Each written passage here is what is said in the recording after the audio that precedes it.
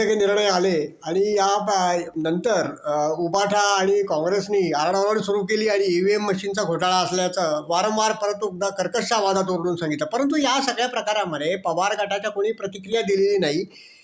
त्यावरून एक गोष्ट संशयास्पद अशी वाटते की पवारांनी आपला जुना गेम चालू केलाय की काय.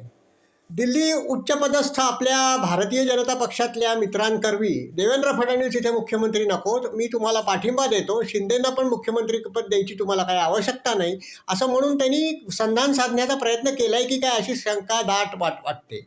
कारण अजूनही देवेंद्रजींची निवड जी आहे ती मंडळाच्या अध्यक्षपदी केलेली नाही आहे त्यांनी. म्हणजे त्यांचं जे विधानसभेचं मंडळ जे आहे ते सदस्यांचं, त्यावरनं असा संशय येतो की पवारांनी आपला जुना गेम परत एकदा चालू केलाय की काय. आणि पवारांच्या गेमला साथ देणारे बरेचसे मूर्ख लोकही भारतीय जनता पक्षामध्ये नाही आहे, त्याच्यातला भाग नाही आहे.